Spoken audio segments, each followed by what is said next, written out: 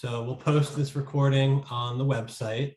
I did share it in Workplace last week. The website, I'll pop it in the chat for those of you who might need to access it, but you'll see the recordings of the first two sessions there.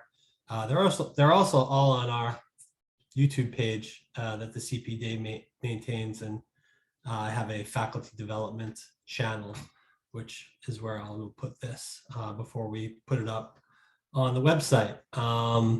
So like the other meetings we've had, Rhea will talk about a half an hour, and then, we can have questions, we can open it up to other topics.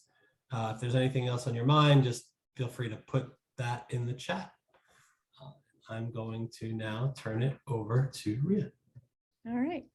So yes, thanks, Chris. My name's Rhea Nowak. It's a weird last name, spelled with a W, pronounced with a V. And I'm at SUNY Oneonta.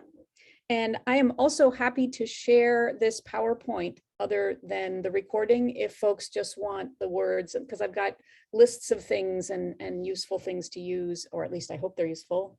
So you're absolutely welcome to have this, and I can work with Chris to make sure that you can get it. Okay. How do I move now?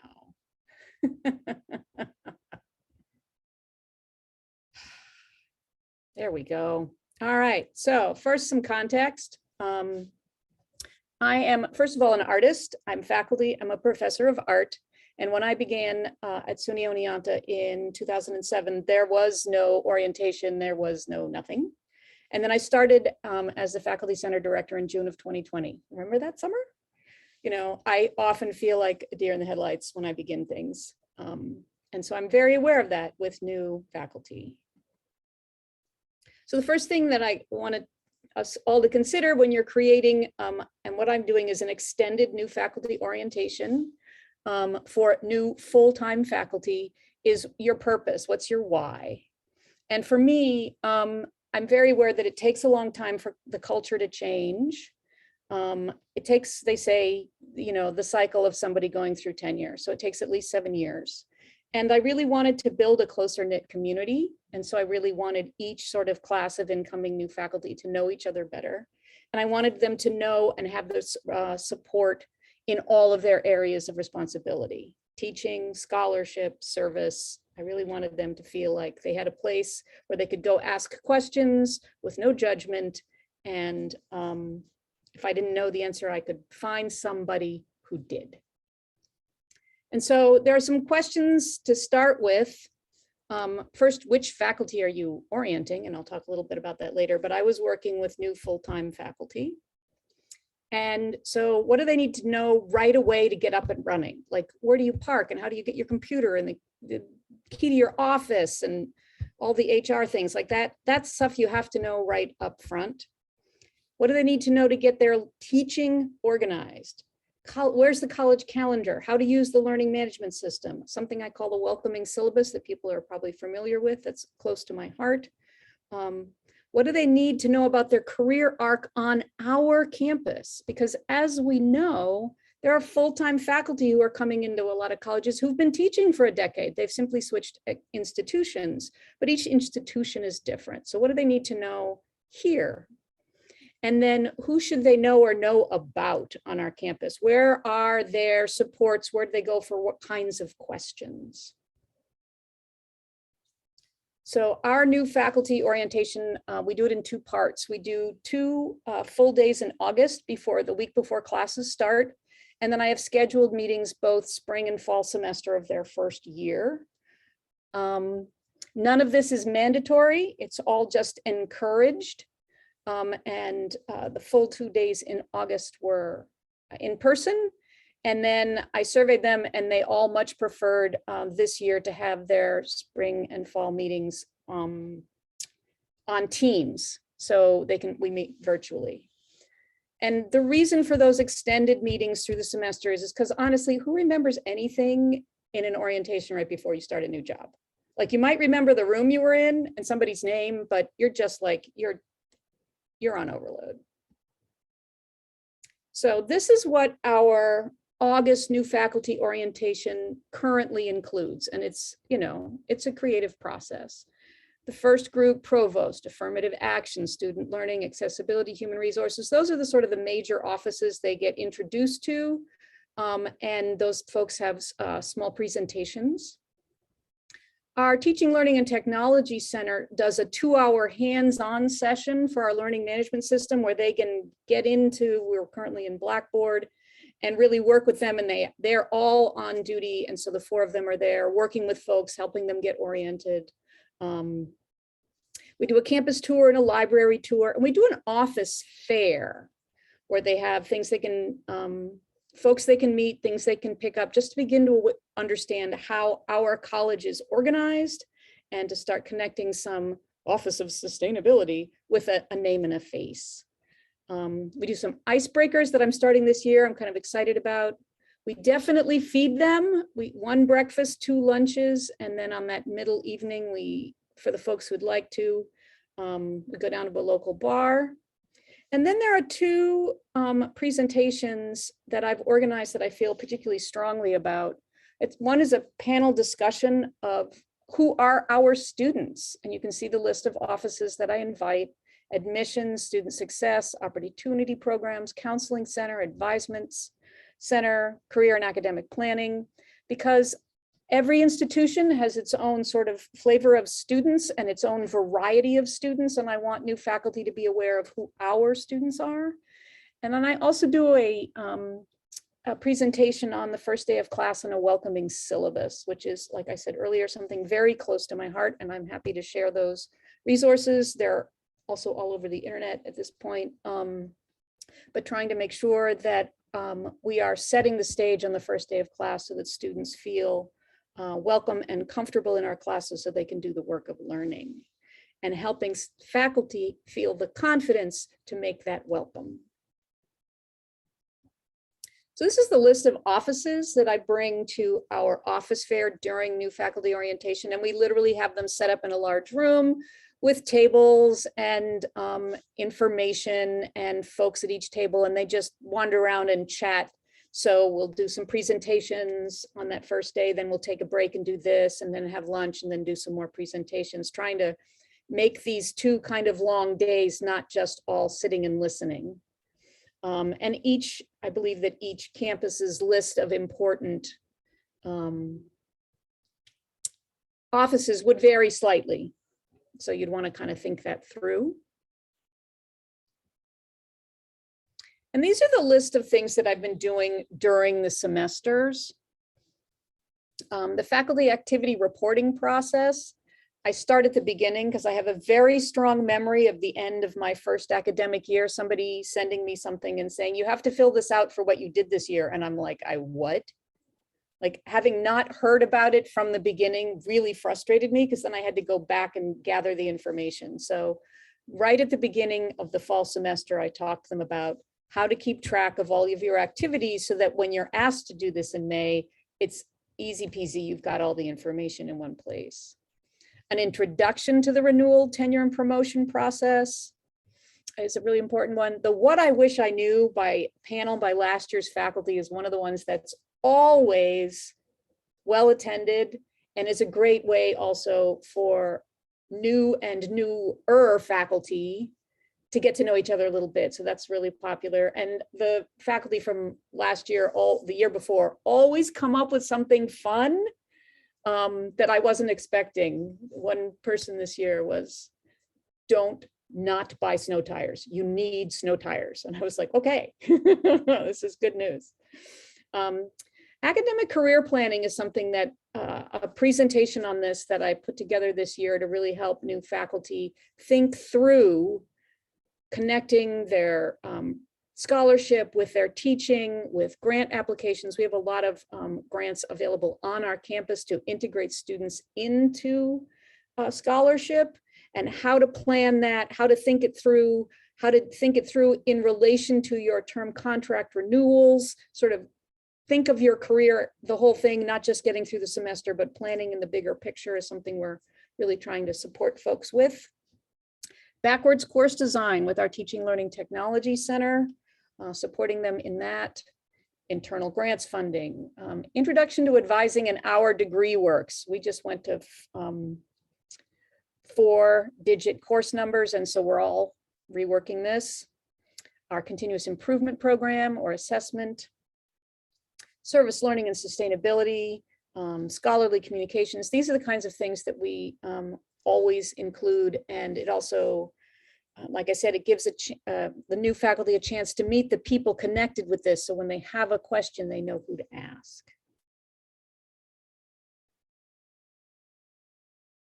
So this is some of the support that we get and how I do some of the planning.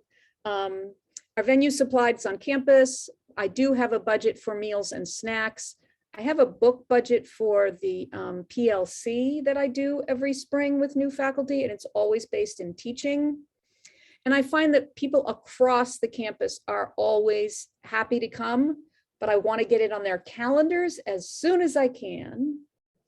What I could use is some more support from deans and chairs to really encourage new faculty to consistently attend. Chris and I were talking earlier. There's always a core that come to almost everything, but then you get panicked questions from folks who didn't show up to the meeting that would have been helpful to them. One of the things that I do is, and I'll talk about this in a moment, is plan so that they can attend. So their 2-day orientation, I've started planning it now. I've got the save the dates on everyone's calendars, and this sort of a draft of a schedule for those 2 days already done. And then in August, once I have the new faculty's teaching schedules, I do the dueling schedule dance, and I find a slot where they're all available, and I make sure that our meetings are in those slots. And then in the spring, I plan in January, again, when I have new faculty schedules. Because I don't want to be, every once in a while, I've got somebody who just can never be there at that time because they're the one person that's teaching in that time slot. But most of the time, I find a slot where everyone can be there. These are some things that I've been thinking about in my own, how to keep pushing and developing this and make it more supportive. I started this, like I said, this job in June of 2020. So in August of 2020, we knew we were going to be mostly remote for that fall. And so I met with new faculty with their old email addresses in early August, just so each other could meet each other a little bit, because a lot of new faculty started not having seen any of their colleagues. So, and I've continued to do that this fall, just whatever contact information I have, I invite them to a Teams or a Zoom meeting in early August just to say hello and welcome, and you have questions, and I'll be sending this information shortly, and just to welcome people as soon as I can. It would be great to work with the deans to make sure that we all had times to meet. We've been able to do this with some hired cohorts, but it's more difficult with all of the faculty. I want to do better icebreakers. That's like on my list of things to do. And like I said, each spring I've done a new faculty professional learning community, a book group on teaching. Last spring we did small teaching. This spring it was how learning works, some real classics, but I'd really like to promote that more. And I'd love it if their deans and chairs would really support, particularly new faculty new to teaching, if they would join us more consistently. I do offer new faculty mentors. I feel like this training needs to improve, both for the mentors and for them as a cohort, the mentors as a cohort, but also making sure that maybe we mentor in smaller groups. So again, folks get to know each other a little better and we can build community that way. I have yet to work on something for part-time faculty and their specific needs. Part of that being that a lot of times we don't know who they are until the day classes start, because things happen sometimes very much at the last minute. And I'd love to get that sorted out sooner and at least have a list of supports and informations on our website that are specific to new faculty. And I've started gathering that, but it's not developed yet. And then I'd love it if my Faculty Center Advisory Council was more involved in getting to know, supporting, learning, building community with our new faculty.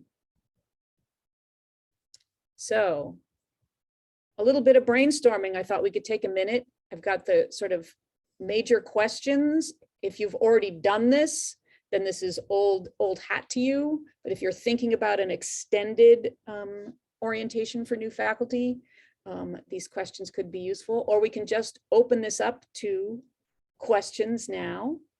But the first thing to do is be clear on what your purpose is and which group of new faculty and when is most important. So those are the first questions.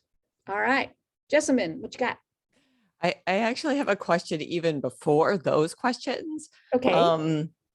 Let's just say hypothetically that there at a college that shall remain unnamed, there is a new faculty day and it's horrible. It's so bad and it's deeply entrenched. So my question is, is this a good goal to start with? Try to undo this entrenched, damaging orientation event. Like, how would you even, I'm still, my brain's still processing. You said 7 years to shift a culture. How might you approach instituting new faculty orientation when there is something in place, but it's super ineffective? I would say, you're very good with humor. If you know people who, are good with that. I would say the new and improved, we're going to change things. We're going to try something new. We're going to do something, you know what I mean? Like, be really upfront about saying that we're going to shift things around and be creative and try something new to see how it goes and do some comparisons and expand it.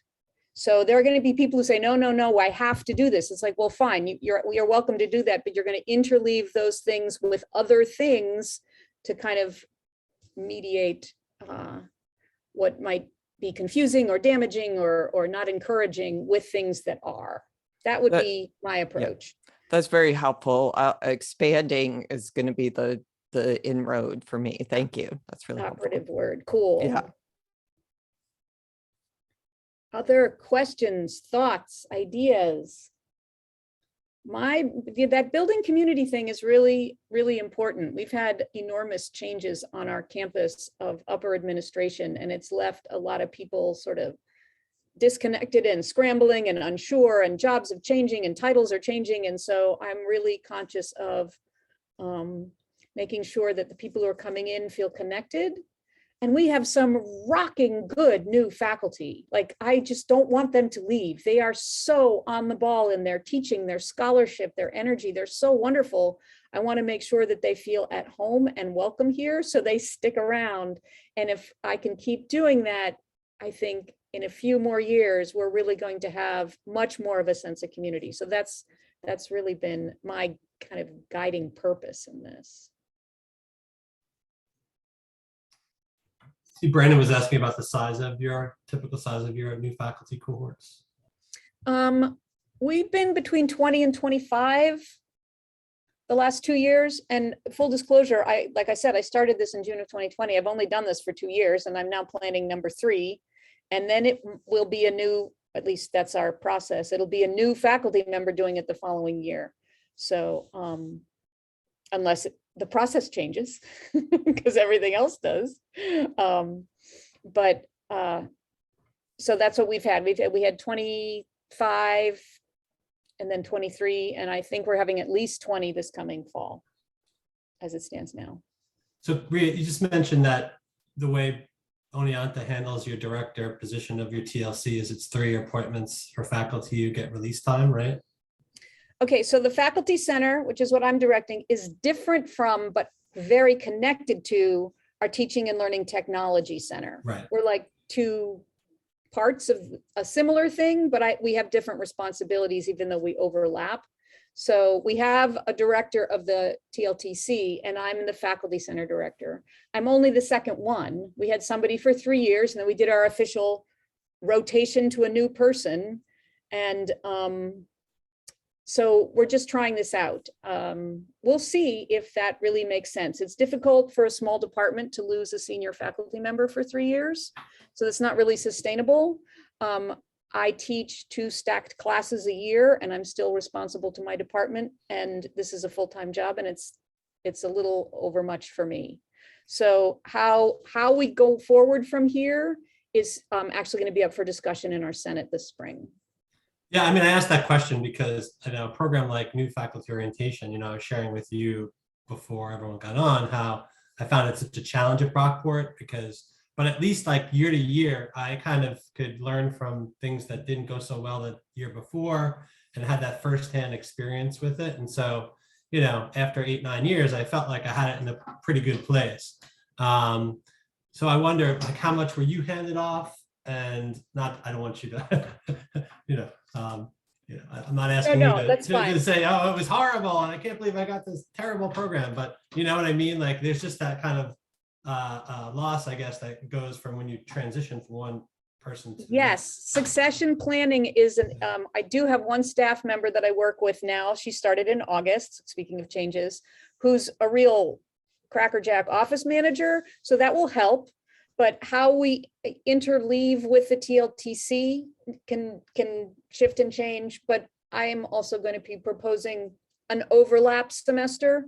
Like, so my following fall, I'd be a partial release, not as much of a release as I have now. They would be a partial release because I have to plan fall things now. To hand it to somebody planned or not is really kind of crazy, but help them through, get them rolling. And then in the spring, they're full-time, that kind of thing.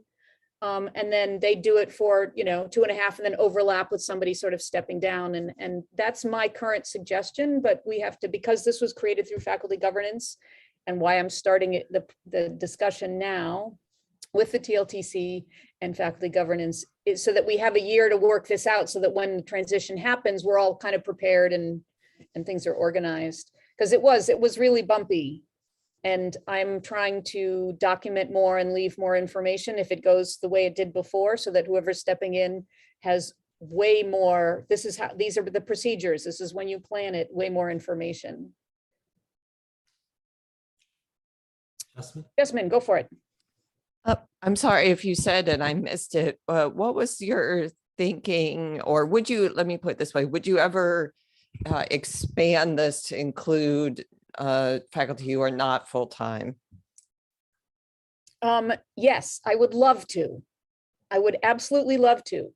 I sometimes have difficulty getting full-time faculty's names and emails in advance of orientation because it just doesn't dawn on anybody to tell the faculty center, because when they started, there wasn't a new faculty orientation.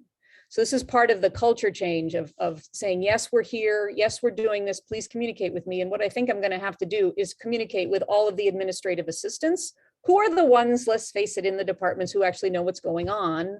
Sometimes deans do, but they're busy. But the administrative assistants is the folks I need to connect with to make sure I have all of the names of the full-time folks. And once we're really got that down, then yes, I want to do new part-time faculty. And it would have to be sort of you get your Monday, Wednesday, Friday folks, you get your Tuesday, Thursday folks. I might do everything twice so that I can make sure I can catch everybody in person or do it entirely virtually. But I need to get this down first. So right now, what I'm just doing is trying to build up resources on our website that say, first of all, anything that's for full-time faculty, the part-time faculty are welcome to in terms of resources. But here's some information about payroll that is different for you that you need to know, timesheets or things. So we're starting a little questionnaire that's kind of going out and around to say, what are the things that you wish you knew? So I can get that information on our website. Because yeah, that would be great. Chilton, what you got? I was just, Rhea, I would thought it'd be good to talk a little bit about, how you've included some of the second year new faculty, especially because of COVID, where people hadn't been on campus. It's kind of expanded out beyond just the new faculty of this year, and some of the ways that you're doing that. Because I think that's been a neat part of this, of bringing people into campus who were on campus virtually for that first year, but not necessarily on campus physically. Yes, so we did extend our in-person orientation this last August to the folks who started the year before in fall 2020. So that was the first thing that we did, is like, anybody who wants to come, I'll feed you lunch, let me know. So we started there. And the other thing I do is I am in touch with a number of them, and I invite them personally, but also like our professional learning community Each year, when I invite and send to new faculty, I send to the year before so that they get to meet each other, which is nice for the ones who decide to come. But just keeping in touch with folks and making sure that they get invited to things is part of what I've been working on. Yeah, who facilitates that PLC for the new Me. faculty? You do. Yeah, one of the things that I found really that kind of ended up working really well was we had a similar faculty learning community for new folks, but it was for folks in their first 3 years. And the person who facilitated that was typically someone who was in their 3rd year. And we started the process of putting those groups together right after the previous semester ended. So that person would kind of have one of their tasks over the summer. Now they'd get some compensation for it. So you have to be able to, pay people to do this or give them some incentive, especially if they're going to work over the summer a little bit. They would really spend time trying to contact folks over the summer early who were new hires, and just kind of inform them of the plans to have this faculty learning community for new faculty, and be the point of contact for, I would let them know the plans about new faculty orientation, expectations throughout the academic year for other programs. So, it was another faculty member, right, who was relatively new. So they had that kind of memory of what it's like to be a new faculty member that I obviously couldn't have. So, again, I had to pay that person. So if you don't have funding for something like that, it's kind of hard to find someone to volunteer to do that over the summer. But I found that worked really well, having that the faculty member who had some compensation to kind of be a liaison to the new faculty.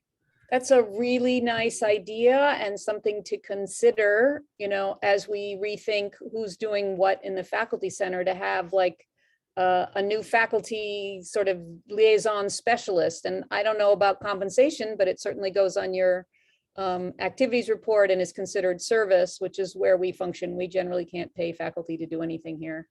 But there are faculty who really, I think there are personalities, folks who really are good welcomers. You know what I mean? They just sort of naturally do that and enjoy that. So finding somebody in the faculty, because again, it's building a closer cohort of newer folks. That's a really nice idea. I'm not going to forget that.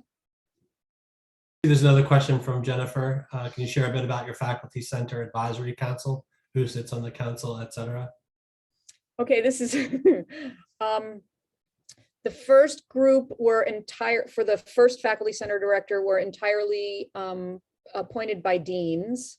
And the next group were scrambled because of COVID, and we're working now on having a few appointed and the rest elected. So that's where the group comes from. We were 4 schools within our college, and now we're 3 schools. So we just want to make sure that the distribution is across various departments and disciplines. So we're working on defining that. But I'm not satisfied with how much support I'm getting from them. I can get advice, but I am currently planning the Fall Teaching Institute, and I can send out so many queries, but it really helps if somebody in their department stands up in their department meeting and says, the Faculty Center is doing this for their Fall Teaching Institute theme. Are there people who'd like to present or present as a group, so that I'm not the only one reaching out? I would really like the advisory council to be more actively involved in that kind of planning, and also more actively involved in meeting and welcoming new faculty. And that I haven't pulled off yet. Again, I started this remotely. Then in the fall, it was partially remote and partially on campus, and now we're entirely on campus. I feel like I've relearned my job every semester in what modality it's functioning. But I would really like to use that advisory council better. Right now, we just meet once a month, and I let them know what we're doing, and I have questions for them and look for suggestions, but I would like them to be more active. I hope that answered the question.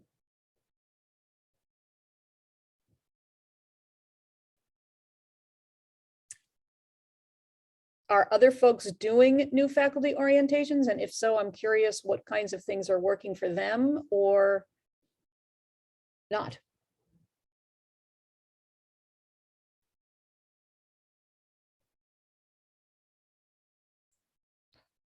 Well, since I already outed myself as having a terrible new faculty orientation, I might as well add to the pile on. I think the biggest issue with ours is that if it was a book, like it'd be a solid wall of text just falling on new faculty. And I swear, like I could see in real time their energy just being sucked away from them. It's literally hours of sitting and listening to people talk, and that's just not a very effective way to engage people or keep them engaged. So that's I guess I would say the biggest thing is that passivity. So when you mentioned other things like a campus, like a walking tours or food events or like a breakout, like here's different sessions maybe, so sort of like more like a conference something. But just I know this isn't breaking news, but just sitting for 5 hours in a row and listening to people talk isn't a very effective way to welcome people to the community. Well, not only that, but who remembers anything? I mean, mostly when I go to things like that, I'm just like, am I going to get a parking ticket? How do I make sure I get paid? I can't get into my office yet. Where do I go for a key? Like, you're just distracted. Like, you can't remember this stuff. There's no way. So, yeah, really mixing up icebreakers with discussions, with the fair of offices where everybody's walking around, with tours, with food, so that there's time for people to absorb information. And it's interesting because last time one change we're making from this past fall when we did our first in-person, human resources had them for 3 hours one afternoon, and people's eyes glazed over. It might have been 4 hours. It was a whole afternoon. And they asked me, because I sent them the draft of the schedule, and they said, could we have like a couple of different blocks of time and break it up? And I said, well, I've kind of got things broken up the way they are right now for a reason, but what is it that they need to know right now? And what do you want to meet with them later and talk about? Because that's how I'm doing it. And that was news that I was doing it over a semester, and they're like, oh, okay. What is most important in August that, what forms have to be signed now? And then what are other information that you need? And let's put that into the later semester stuff. And again, everything that we do ends up on our website. So if they can't, for whatever reason, make a session that's later, I make sure that information is accessible. But yeah, oh my God, I can't remember orientations. I just remember I didn't get one. And it took me a couple of days to figure out how to get an ID card. I can't get in anywhere. I need this. Where do I go? Yeah, you mentioned before, Rhea, mentoring and wanting to get that going. So I wanted to maybe throw that open to the group. I mean, we've gotten, I just had some conversations lately with various folks about good practices, best practices, evidence-based practices for mentoring that I know of, or if I know of someone who has a good program. And usually I'm just kind of grasping at straws because I know it's something that most folks struggle with more than they thrive with. So just curious if anybody out there has a decent peer mentoring program that's interdepartmental, because I know departments typically do some mentoring for their new faculty, but within the department. But I find that having that departmental mentoring is ideal, because the folks that are serving as the mentors aren't necessarily going to be there when they're going up for promotion, right? And so they can be really candid and get the real scoop, as opposed to the official party line. So is anybody doing what they think is a pretty good job with peer mentoring on their campus? Well, I can say that the faculty center director before me did a better job than I'm doing. She gathered mentors the spring before, and people who are interested, and gave a presentation, had a talk. And one of the things that she emphasized was that it's a two-way relationship. You're welcoming someone to a new community and available to support them and help them settle in, but you also get to meet somebody new. Like you're connecting now to new faculty, so that a reminder that it's not, you're just not there for them, they're also new and interesting to you. And you're really creating a relationship and a connection outside your department. And for me, that's the biggest thing. I mean, yes, you need to know specific questions like my department says this about renewal, tenure, and promotion, but do I really have to? And it's, it's like, well, let's find out some information for you. But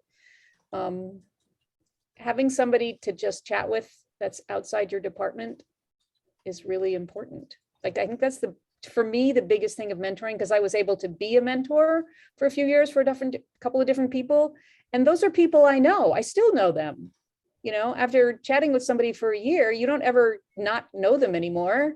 And that's the coolest thing. And they're in completely different departments from me, and I'll see them at committees or at various things. And it's just such a pleasure, particularly when they get tenure and, grants and things. It's very cool. But I'm having difficulty finding senior faculty who want to do this. That's my problem. Yeah, they're not always the best fit to be mentors. I mean, it's a skill set. Just because you maybe have had a lot of success in research or teaching doesn't mean that you're a good mentor. Karen from Empire State, right? Karen, I think that's Karen. Yep. It said mentioned that Empire State College has a good mentoring program, and I know a little bit about it because I've been working with Alan Mendel and Shanti Clemens on a peer mentoring program for new faculty across the system. We've been doing it about the last year and a half. Our numbers aren't that great, but I'm blown away by their ability to kind of set it up. And I'm guessing a lot of the principles that they use to set that up is what Empire State uses as a whole. So yeah, Karen, I really appreciate anything you could share about that. Please. Sure. Can you hear me okay? Yep. Yeah. Great. Okay, thanks. So we have a peer mentoring program. We actually, over the past, several years, we were trying to figure out the right way to do this, because we would have, what we called faculty buddies across the areas of study. And then there were also buddies that were assigned by location. So, I mean, at Empire State College, we have many, many locations. So we're spread out everywhere. So there was kind of like a need to have someone at a person's location as well as within their area of study. So, but over the last couple of years, we've had a program with our Prodigy program, which I can't remember what the acronym stands for, but it's related to diversity of faculty. And what we did was we reached out to faculty who have been here quite some time across disciplines, and we reached out to them, but we also just kind of like put a general call out to see who would like to volunteer to be peer mentors. So we have, I want to say, probably around 20-ish faculty who have volunteered, and then we have our new mentors, our new faculty are paired with them, and we have around a dozen or so of them right now, but we're expecting more of them, in the coming year. So we pair them up, and then throughout the year, well, they have like a regular, they have regular contact with their mentor, with their peer mentor, and then we also have monthly meetings with the volunteers to see what kinds of topics are coming out, what kind of concerns that they have, and to kind of support them. So we have that, as well as a new mentor orientation. What I mean by mentor is faculty. We use mentor as faculty at our institution. So we have that as well. Oh, I really like that idea of meeting with the mentors, checking in with the mentors. Yeah, it seems like a good, supportive environment. And, not only does it help them, but it helps us to know what kinds of issues are coming up so that we can also incorporate that into our orientation. Because we have an orientation hopefully this year it's going to be in person again at the start of the fall term. And then we have monthly check-ins with the new faculty. So we kind of the communication is there back and forth of knowing what needs to be addressed and to, continually meet their needs. Yes. Yeah, and as Chris put in the chat, mentoring needs to be part of the campus culture. I agree. And it isn't really grown into our culture just the way the Faculty Development Center isn't really settled in yet. But these are some really good suggestions to help grow it and embed it in the culture better. Yeah, Jennifer mentioned that HBCC, they're, kind of also having these programs where, office hours and for mentors. And it really is kind of one of those things where I like, the idea of multiple ways to mentor, right? So there's the traditional mentoring where you have a senior colleague and a junior colleague, and that can work. But, I like the idea of peer mentoring and or group mentoring and mentoring communities, one-off mentoring. I mean, I think, this is one of those things where you can't have enough of it, right? But it has to be directed by the needs of the individual who is the mentee, right? Oftentimes it's like, here, we got this, take advantage of it. If it doesn't work for you, you're on your own, kind of a thing, kind of take it or leave it mentality. And one of the things about Empire State College is that, as you just heard, Karen mentioned, it's part of like everything. I mean, faculty even called mentors. So, it's just fundamentally baked into what they do. Yeah, we're also, our provost is interested in sort of mentoring in small groups. So again, that the new faculty get to know each other as well as a mentor. And again, building sort of small connections and communities within the larger. Thanks, Karen, for the Prodigy acronym. I Yes. did put the link to Prodigy in there too. I know mentoring is a significant component of that. Feel free anyone else to bring any other topics up that you'd like to talk about. We have a few more minutes left. Anything else you want on your minds? Yeah, I'm kind of curious, Karen, if you all then do also an orientation in addition to the mentoring? Yes, we do. We usually have a 2-day orientation, usually in August or September, before the term or just as it's starting, depending on, what we can do to schedule that.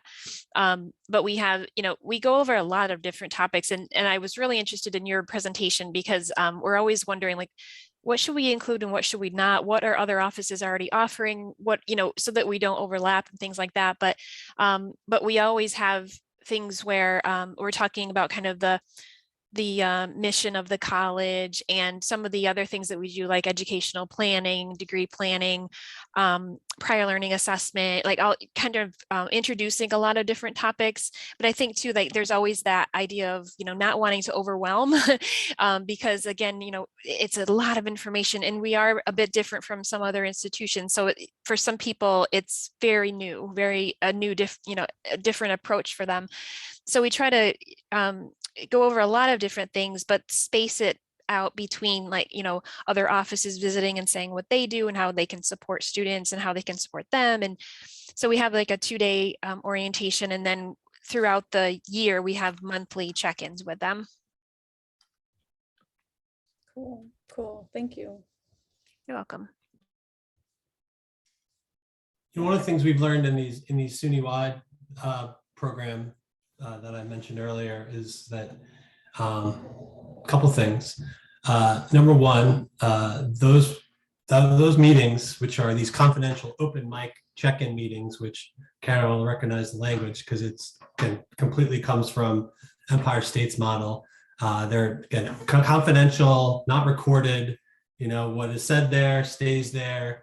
And I'm always struck by how much folks feel comfortable to share, in those meetings. So those meetings over the last, we've been doing again for about a year and a half.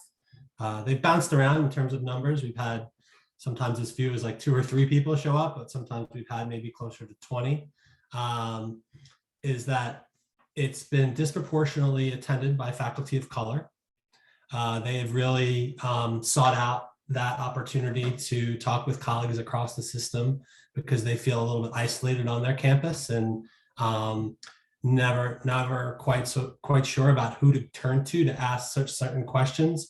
And those questions, especially around service expectations.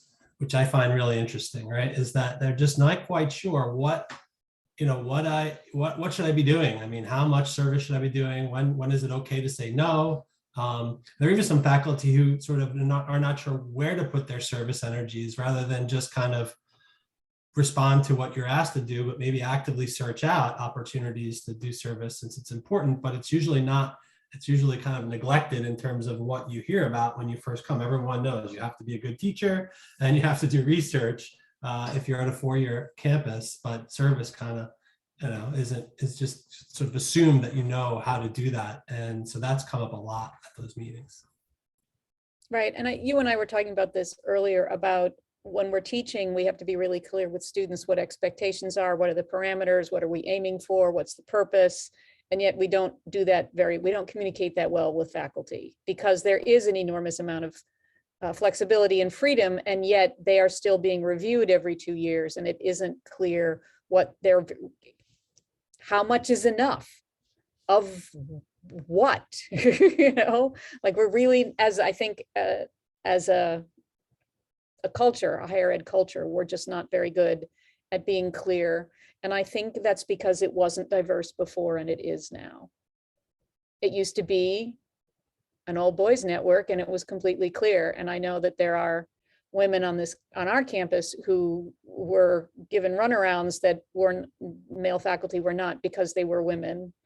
And we have a lot of disparity in workload between the genders. And then you add faculty of color, that's a lot of confusion and questions and things that we as institutions need to address, not just faculty centers and mentoring, but like we need to be more clear.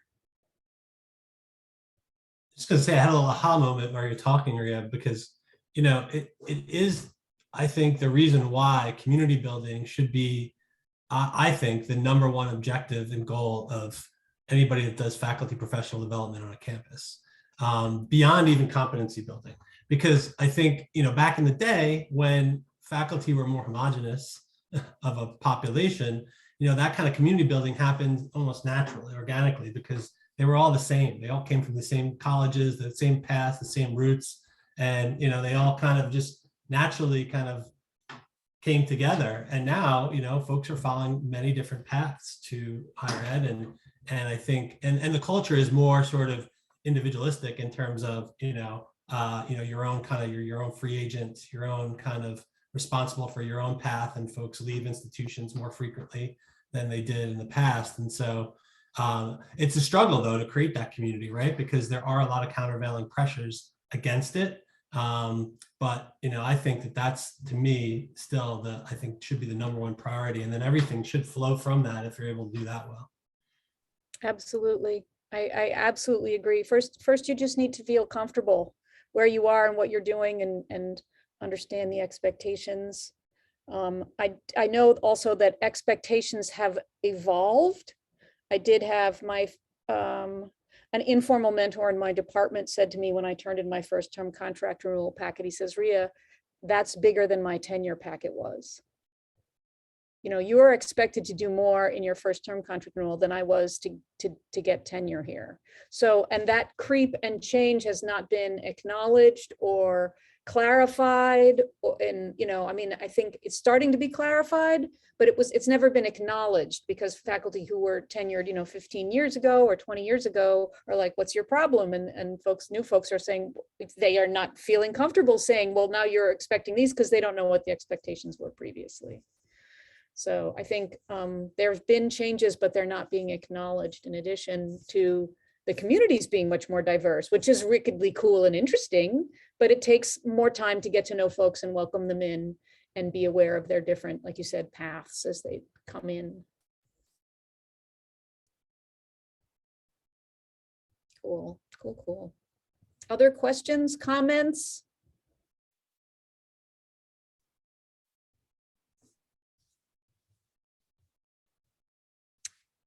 And Chris, if it is useful to you, I'm happy to send you slides. Sure, yeah. I'm going to have this recording, right? So the slide deck will be in the recording, but folks just want the slides. Yeah, if you send them to me, Rhea, and anybody emails me, feel free to The other thing you could do if you're comfortable is you could just share them right in our workplace group. We still have that for 3 more weeks. And then, we will be transitioning. I've mentioned it the last few meetings to a new space, a Microsoft Communities, formerly known as Yammer space. But there's a lot of behind the scenes work going on at the SUNY Office for Technology that I don't completely understand, but Kelly Williamson in our office is dealing with it regularly to set it up so it's easy to get in there for folks across the system. If we need a transition place, we can utilize the faculty development listserv that we have, and we can use that for the interim while we set up the new space. But for 3 more weeks until March 31st, we have workplace. And I actually promoted this here last week. So feel free to post it there. You can send it to me, Rhea, whatever you prefer. Okay, thank you.